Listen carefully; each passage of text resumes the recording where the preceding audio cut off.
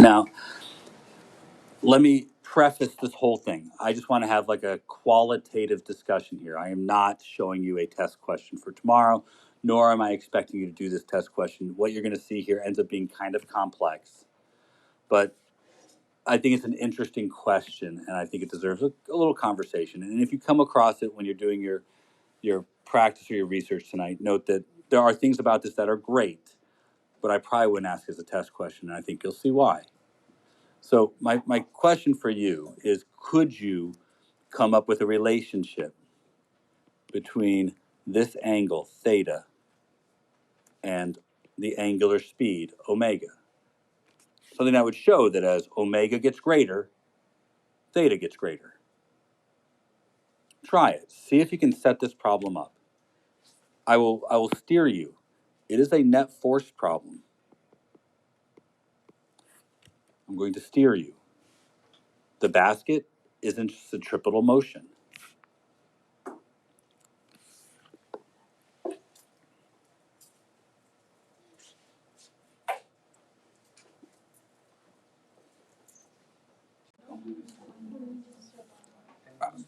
So to make sure we're getting a start, did you identify the two forces acting on the mass?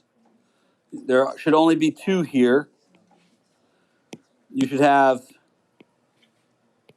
weight and tension. Did you do that? Did you decide an appropriate coordinate system?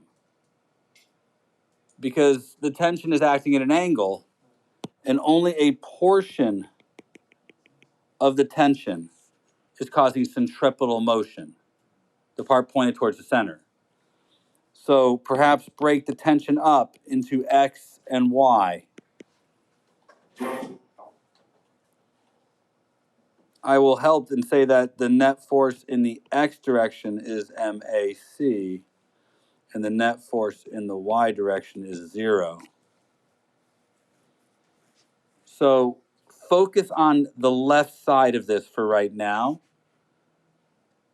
and find those two expressions. You could probably eliminate tension if you were careful. So take a moment and see if you can do that.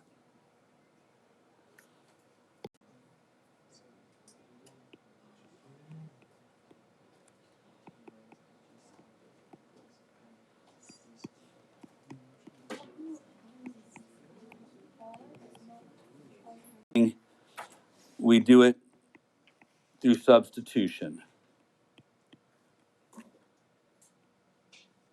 If I substitute that in for t, I'll get mg tangent theta equals MAC. I kind of want to start here. Are we okay for here? If not, I'll explain what I've done. What questions do you have about us getting to this point? So I can move on from here. AC equals omega times R. Sorry, omega squared times R. I could use V squared over R, but I want it in terms of omega, so I'm using my omega. So my next step is to probably substitute that in for my acceleration. And here's where things get a little challenging. Cancel out my m's, so it doesn't matter what size kid I put in the basket.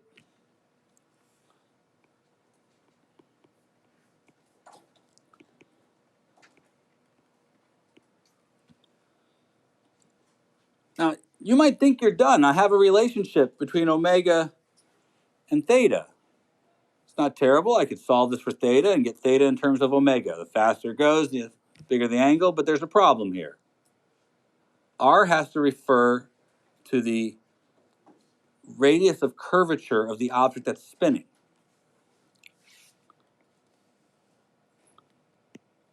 That's R, which has two parts. The radius of the thing it's mounted to, and this piece right here, which is probably related to L.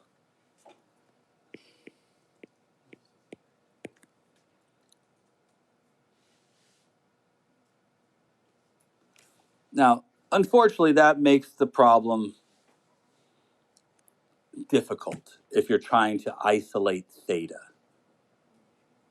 If I want theta in terms of omega, consider that I just now created G tan theta equals omega squared R plus L sine theta.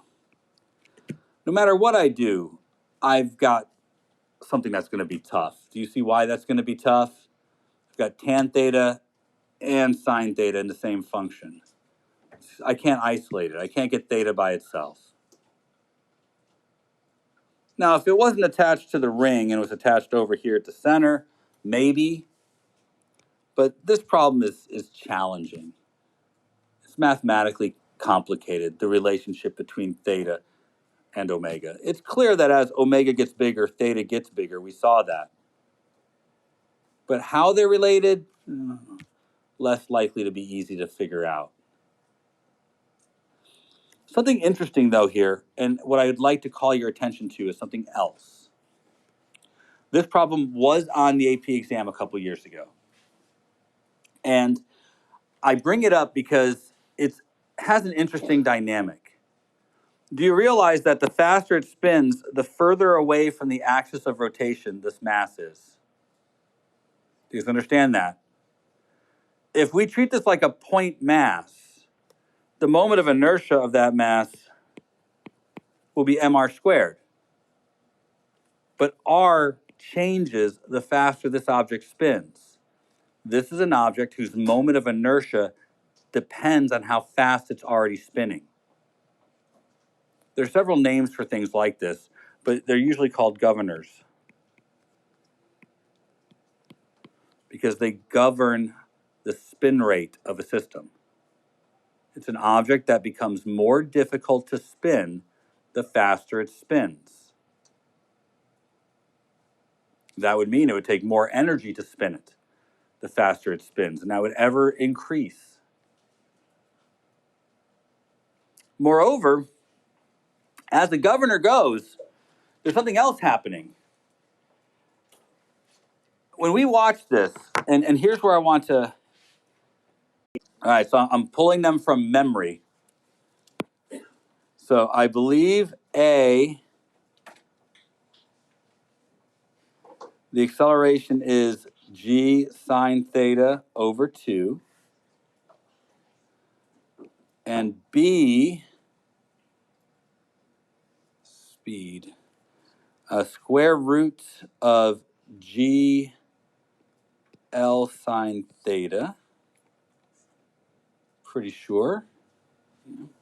C, it is the square root of LH sine theta.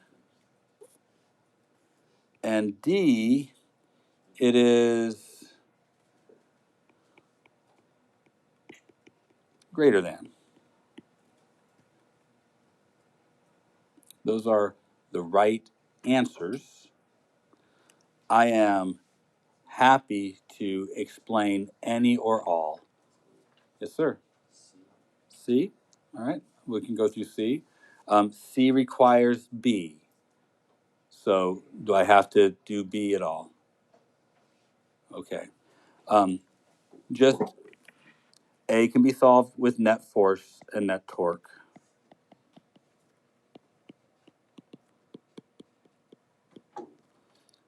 B is either kinematics or energy. You have the acceleration, so you can do kinematics. And C is a projectile motion problem. So let's talk about the projectile motion problem.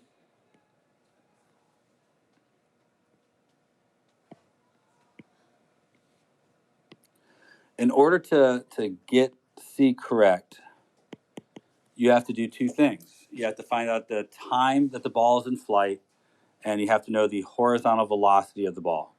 We have the horizontal velocity of the ball. It is GL sine theta. But we need the time that it's in the air. And the time that it's in the air is the square root of 2h over g. And it looks like I'm missing a 2 in my answer. But we'll finish it out. I did not do a chart. I have memorized that it takes an object square root 2h over g to fall some height. And that saves me a ton of time. The moment this thing was launched horizontally, I didn't have to think about delta y, vy naught, or anything like that. I can jump right to this. And so I'm trying to encourage you guys, some of these things are worth memorizing, and this is one of them. Now, we have the range is the next part, which is going to be the square root of GL sine theta times the time, which is 2h over g. So yeah, I'm missing a 2 in my answer. The g's cancel though, and because of that, this should be the square root of 2hl sine theta. So I'll squeeze a little 2 in there. I forgot the 2.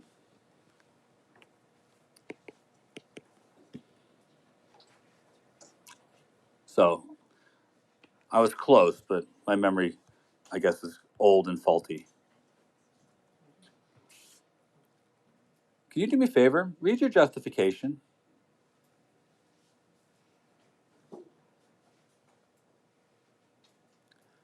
How many of you justified with a paragraph?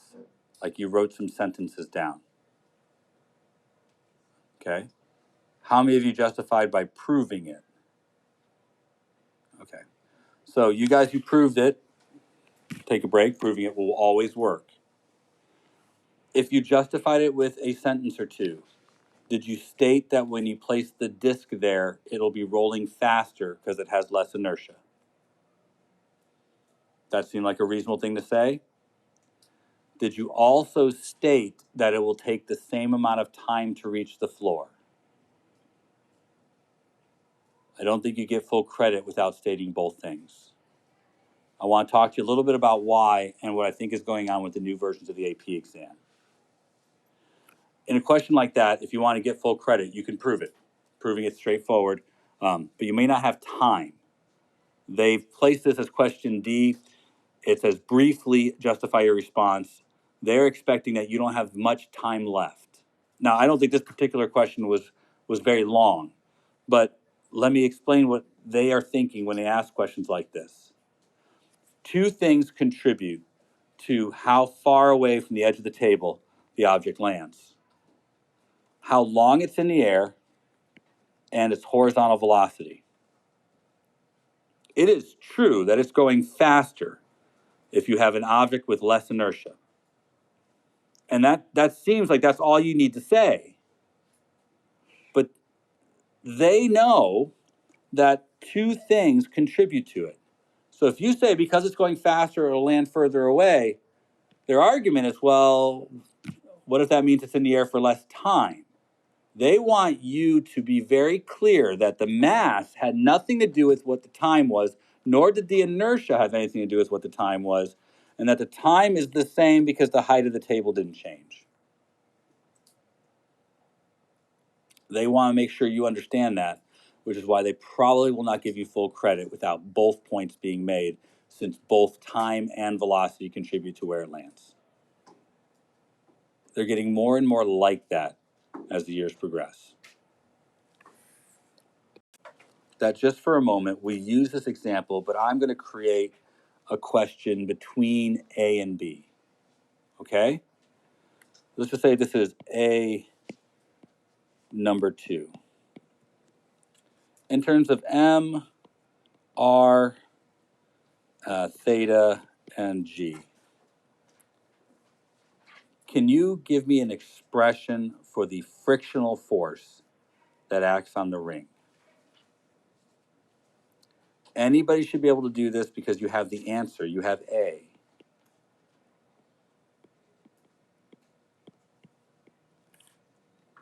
And it doesn't matter whether you chose this point or this point. as your axis of rotation. Pick one of them and go.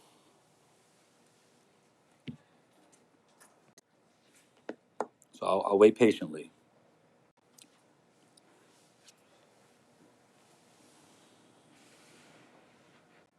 How many of you solved this problem with this as your pivot point?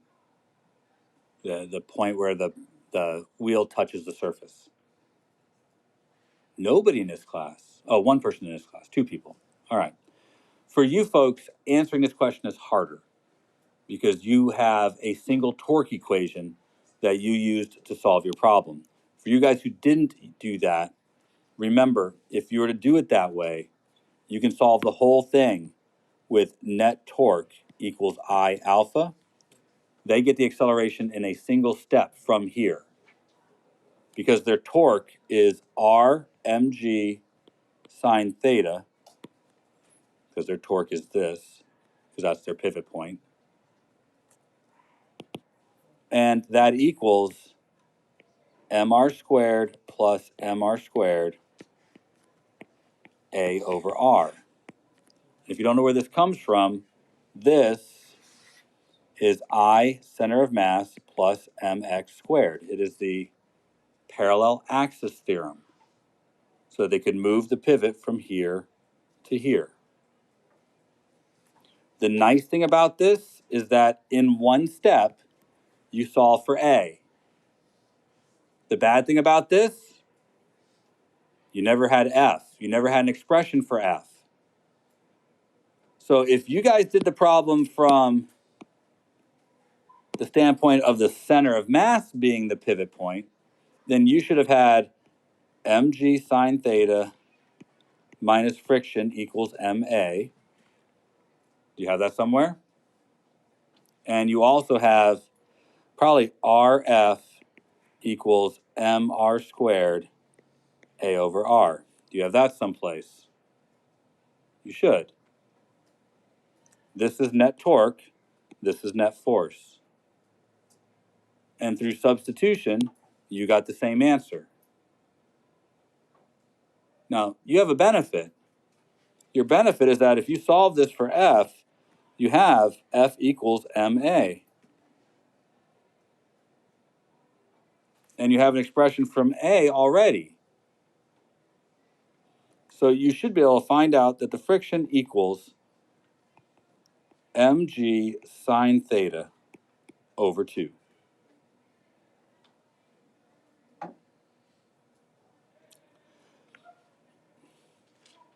I want to show you something. None of our problems have asked this yet, but this is actually on several AP questions. And I want to start with this. So before I go on, you need to make sure you understand the other parts that are here. If you don't, what questions do you have that I can answer at this time and will help you, solidify all of that? Because I'm going to turn this on its ear a bit.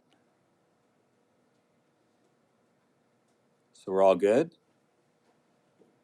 Well, we're going to prove that it's good. Could you tell me what the normal force is on the ring? I'll give you 2 minutes and I'll pick one of you to tell me the normal force on the ring. I'm hoping you can recall it from memory. Adi, what is the normal force on the ring? It should just be mg cosine theta. Yeah. Wasn't trying to make it hard. This is the ramp stuff.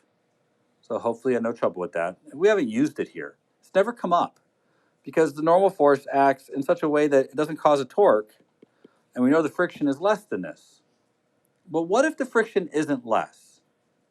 Meaning, what if we are at the threshold where we could be breaking static friction? What if it's a really slippery ramp? Or what if the angle is too steep? You might not realize it, but if I was to take something like this roll of tape, it's a ring, and put it against the wall, the angle is 90 degrees. Do you think it will roll down the wall or slide? I don't know the answer. It really will depend on how sticky the wall is between the wall and the tape.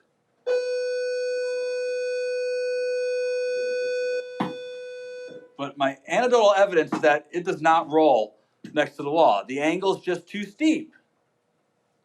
Now, there must be a point where the angle crosses the line, and there's not enough normal force to cause friction. Remember, normal force still causes friction, but friction is less than or equal to mu times the normal force. There's absolutely no reason we can't compare these two things. We haven't yet, but I could easily sub this in and preserve the inequality.